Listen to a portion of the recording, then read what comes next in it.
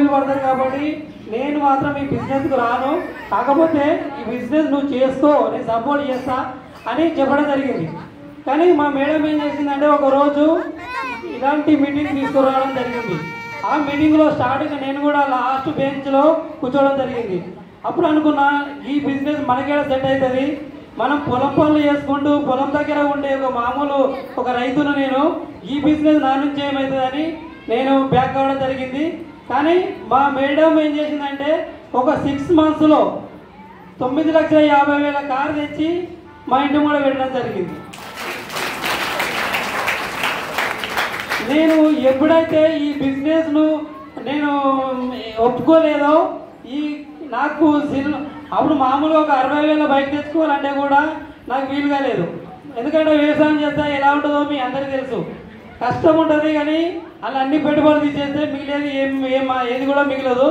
కానీ 9,50,000 కారు తెచ్చినాక అప్పుడు అనిపించింది నేను చేస్తే నేను కూడా ఇదే వెస్టేజ్ బిజినెస్ చేయాలి అని. అప్పటి నుండి కారు వచ్చినప్పటి నుండి ప్రతిరోజు నేను ఈ బిజినెస్కు కారు డ్రైవర్గా పోవడం జరుగుతుందండి. చూడండి, ఒకప్పుడు నేను 8 ఎకరాల భూస్వామిని, కానీ ఈ బిజినెస్లో మా మేడం 9,50,000 కార్లు తెచ్చి ఏసీ కార్లో తిప్పుతుంది. 1 lakh ప్లస్ ఇన్కమ్.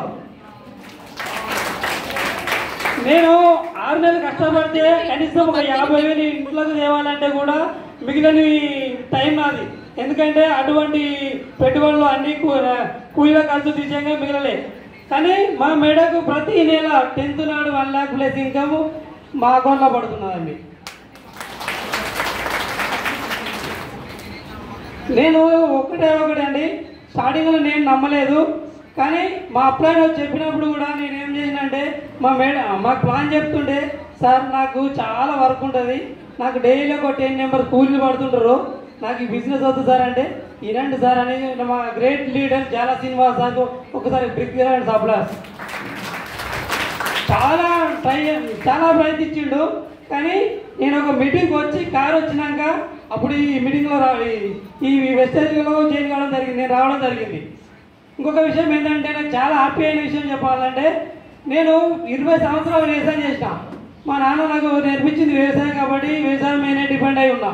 కానీ నా పిల్లల్ని మాత్రం మంచి స్కూల్లో చదివించలేకపోయినా, ఎందుకంటే నా ఆర్థిక పరిస్థితి అటువంటిది కాబట్టి. మామూలుగా ఏంటంటే మన గవర్నమెంట్ హాస్టల్ ఉంటాయి కదా, అందులో చదివించడం జరిగింది. కానీ నేను ఈ బిజినెస్లోకి వచ్చి ఒక 2 సంవత్సరాలు అవుతుంది. ఈ బిజినెస్లోకి వచ్చిన తర్వాత మా పిల్లల్ని స్కూల్ మంచి కార్పొరేట్ కాలేజీలో కార్పొరేట్ స్కూల్లో చదివించడం జరుగుతుందండి. చూడండి, మామూలుగా ఉండే ఒక రైతుకే సాధ్యపడిందంటే ఎటువంటి నెట్వర్క్ తెలియదు నాకు. కానీ నేనేం చేసినంటే ఒక అప్లైన్ మాట ఖచ్చితంగా నమ్మిన.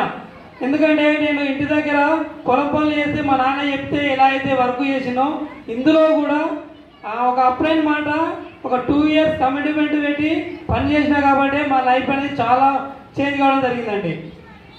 చూడండి, నేను వ్యవసాయం చేసినప్పుడు కనీసం తిరుపతికి వెళ్ళాలంటే కూడా వీలుగా లేని పరిస్థితి. కానీ ఈ బిజినెస్కి వచ్చిన తర్వాత కష్టపడేది మా మేడం, ఎంజాయ్ చేసేది నేనండి. ఎందుకో చెప్పాలా, పోయిన సంవత్సరం థాయిలాండ్ పోయి వచ్చిన, ఈ సంవత్సరం దుబాయ్కి వెళ్తున్నా.